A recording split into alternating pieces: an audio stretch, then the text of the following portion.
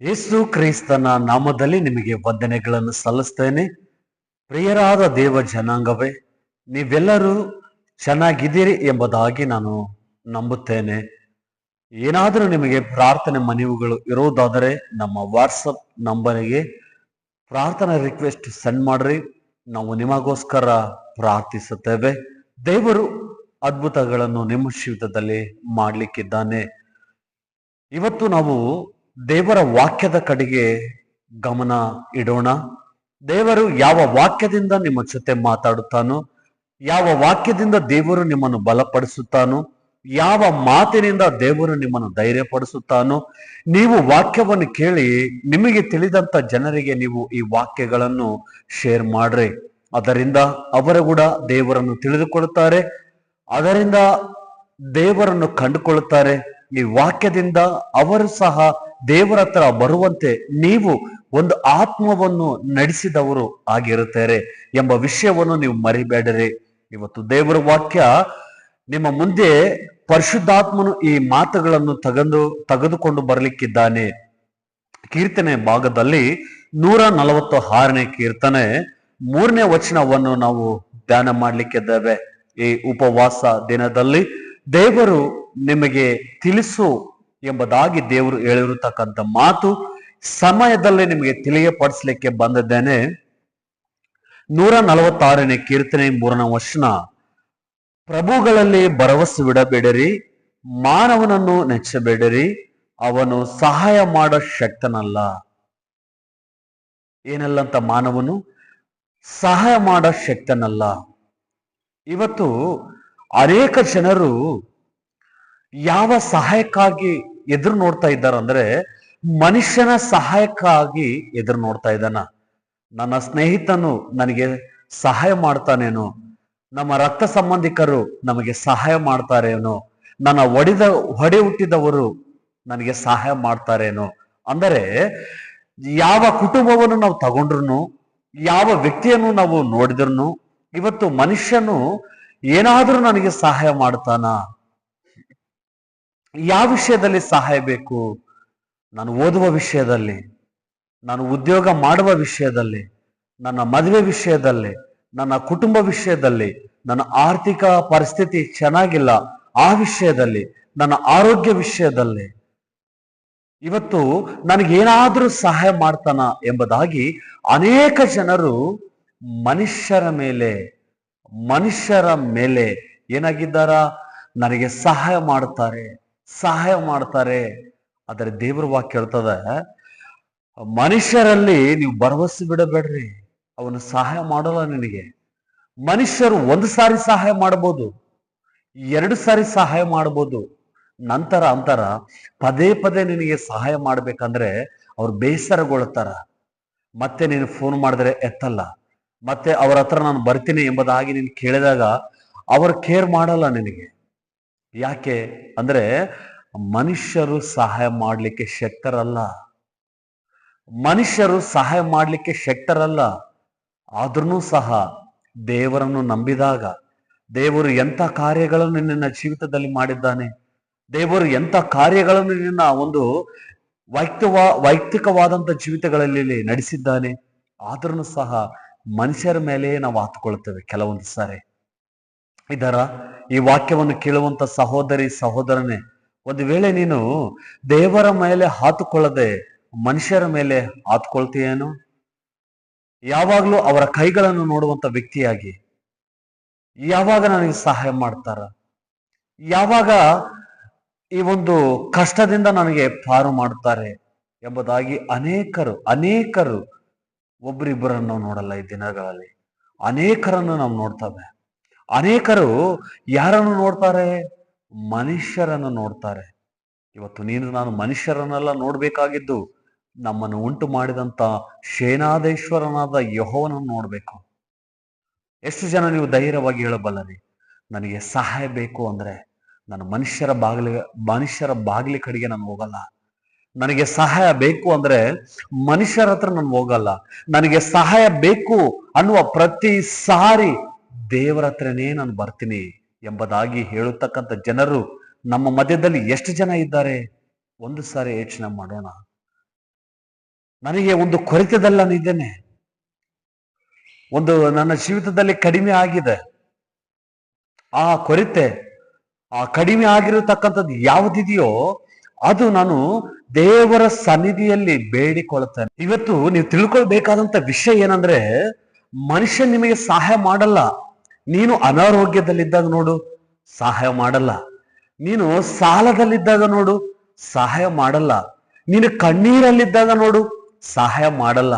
ನೀನು ಕಷ್ಟದಲ್ಲಿ ಇದ್ದೀನಿ ಎಂಬುದಾಗಿ ಹೇಳಿ ನೋಡು, ಸಹಾಯ ಮಾಡಲ್ಲ. ಬದಲಾಗಿ ನಿನ್ನನ್ನು ಬಿಟ್ಟು ದೂರ ಹೋಗುತ್ತಾರೆ. ಮತ್ತೊಂದ್ಸರಿ ನಿನ್ನ ಹತ್ರ ಬರ್ಬೇಕಂದ್ರೆ ಅವ್ರು ಬರೋದಿಲ್ಲ. ಯಾಕೆ ಅಂದ್ರೆ, ಎಲ್ಲಿ ನೀನು ಪದೇ ಪದೇ ಮತ್ತೆ ನನ್ನ ಕೇಳ್ತೀಯೋ ಅನ್ನೋದ ವಿಷಯದಲ್ಲಿ, ಮತ್ತೆ ನನ್ನ ಕೇಳ್ತೀಯೋ, ಯಾವುದಾದ್ರೂ ಒಂದು ಕೊರತೆ ಇರೋದಾದ್ರೆ ಅದರ ಬಗ್ಗೆ ನನ್ನ ಕೇಳ್ತೀಯೋ ಅಂತಂದೇಳಿ ಜನರೇನು ಮಾಡ್ತಾರ ಅಂದ್ರೆ, ನೀನು ಪದೇ ಪದೇ ಅವರ ಸಹಾಯವನ್ನು ಕೇಳುವ ಸ್ಥಿತಿಯಲ್ಲಿದ್ದಾಗ ಅವ್ರು ನಿನ್ನ ಹತ್ರ ಬರೋದಿಲ್ಲ, ನಿನ್ನ ಹತ್ರ ಮಾತಾಡೋದಿಲ್ಲ, ನಿನ್ನ ಕಷ್ಟ ಸುಖ ಅದರಗೋಸ್ಕರ ಅವ್ರು ಪ್ರಾರ್ಥನೆ ಮಾಡೋದಿಲ್ಲ ಎಂಬ ವಿಷಯವನ್ನು ನೀವು ತಿಳ್ಕೊಳ್ಬೇಕು ಎಂಬುದಾಗಿ ಈ ಸಮಯದಲ್ಲಿ ಎಚ್ಚರಿಕೆ ನೀಡ್ತಾ ಇದ್ದೇನೆ. ಅದಕ್ಕೆ ದೇವರ ವಾಕ್ಯದಲ್ಲಿ ನೋಡ್ತೇವೆ, ಅವನು ಸಹಾಯ ಮಾಡಲು ಶಕ್ತನಲ್ಲ, ಮಾನವರು ನಿನಗೆ ಸಹಾಯ ಮಾಡಲ್ಲ ಎಂಬುದಾಗಿ ದೇವರೇ ಹೇಳಿದ್ದಾನೆ. ದೇವರೇ ನುಡಿದಿದ್ದಾನೆ ಈ ಮಾತನ್ನು. ಮನುಷ್ಯರು ನಿಮಗೆ ಸಹಾಯ ಮಾಡಲ್ಲ. ಮತ್ತೆ ಇವತ್ತು ನನಗೆ ಸಹಾಯ ಮಾಡುವವರು ಯಾರು ಅಂದ್ರೆ, ದೇವರೇ ನಿನಗೆ ಸಹಾಯ ಮಾಡಬೇಕು.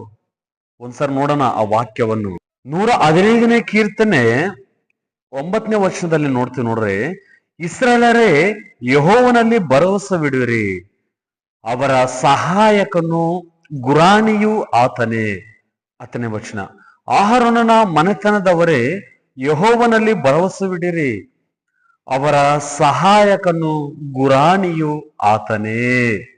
11ನೇ ವಚನದಲ್ಲೂ ಸಹ ಏನ್ ಹೇಳ್ತಾನ? ಆತನೇ ನಿಮಗೆ ಸಹಾಯಕನು. ಮನುಷ್ಯರಲ್ಲಿ ಭರವಸೆ ಬಿಡಬೇಡಿರಿ, ಮನುಷ್ಯರಲ್ಲಿ ಭರವಸೆ ಬಿಡಬೇಡಿರಿ. ಮನುಷ್ಯರು ಸಹಾಯ ಮಾಡ್ಲಿಕ್ಕೆ ಶಕ್ತರಲ್ಲ. ಆದ್ರೂ ಸಹ ದೇವರ ವಾಕ್ಯವನ್ನು ಮರೆತು ಬಿಟ್ಟಿದೀಯನು. ದೇವರ ವಾಕ್ಯವನ್ನು ಒಂದು ವೇಳೆ ನಿನಗೆ ನೆನಪು ಬರದ ಹಾಗೆ ಮಾಡದ ಹಾಗೆ ಸೈತಾನು ನಿನ್ನ ಹೃದಯವನ್ನು ಪ್ರೇರೇಪಿಸಿದ್ದಾನೇನೋ. ಒಂದು ಸಾರಿ ಯೋಚನೆ ಮಾಡು. ನನಗೆ ಸಹಾಯಕನು ಯಾರು? ಮನುಷ್ಯರಲ್ಲ, ದೇವರು. ದೇವರು. ಆದ ಕಾರಣ ಆತನೇ ನಿನಗೆ ಸಹಾಯಕನು. ಆತನು ನಿನಗೆ ಸಹಾಯಕನು. ನೋಡೊಂದ್ಸರಿ 116ನೇ ಕೀರ್ತನೆ 3ನೇ ವಚನದಲ್ಲಿ, ಮರಣಪಾಶಗಳು ನನ್ನನ್ನು ಸುತ್ತಿಕೊಂಡಿದ್ದವು, ಪಾತಾಳದ ವೇದನೆಗಳು ನನ್ನನ್ನು ಹಿಡಿದಿದ್ದವು, ಚಿಂತೆಯಲ್ಲಿಯೂ ಇಕ್ಕಟ್ಟಿನಲ್ಲಿಯೂ ಬಿದ್ದು ಹೋಗಿದ್ದೇನೆ. ಯಾವ ಸ್ಥಿತಿಯಲ್ಲಿ ಬಿದ್ದು ಹೋಗಿದ್ದಾರೆ? ಯಾವ ಸ್ಥಿತಿಯಲ್ಲಿ ನೀನು ಬಿದ್ದು ಹೋಗಿದ್ದೀಯಾ? ಯಾವ ಸ್ಥಿತಿಯಲ್ಲಿ ಈ ಒಂದು ದಿನದಲ್ಲಿ ನೀನು ಇದ್ದೀಯಾ? ನೋಡ್ರಿ, ಎಂಥ ಒಂದು ಸಮಯದಲ್ಲೂ ಸಹ ಈ ವಾಕ್ಯ ನಮಗೆ ಧೈರ್ಯ ಕೊಡ್ತದೆ. ಮರಣಪಾಶಗಳು ನನ್ನನ್ನು ಸುತ್ತಿಕೊಂಡಿದ್ದವು, ಪಾತಾಳ ವೇದನೆಗಳು ನನ್ನನ್ನು ಹಿಡಿದಿದ್ದವು, ಚಿಂತೆಯಲ್ಲಿಯೂ ಇಕ್ಕಟ್ಟಿನಲ್ಲಿಯೂ ಬಿದ್ದು ಹೋಗಿದ್ದೆ. ಇವತ್ತು ಅನೇಕರು ಚಿಂತೆ ಮಾಡುತ್ತಾರೆ, ಅನೇಕರು ಇಕ್ಕಟ್ಟಿನಲ್ಲಿ ಬಿದ್ದು ಹೋಗಿದ್ದಾರೆ, ಅನೇಕರು ಇವತ್ತು ಯೋಚನೆಗಳನ್ನು ಮಾಡ್ತಾ ಇದ್ದಾರ. ನನಗೆ ಸಹಾಯ ಎಲ್ಲಿ ಬರುತ್ತದೆ?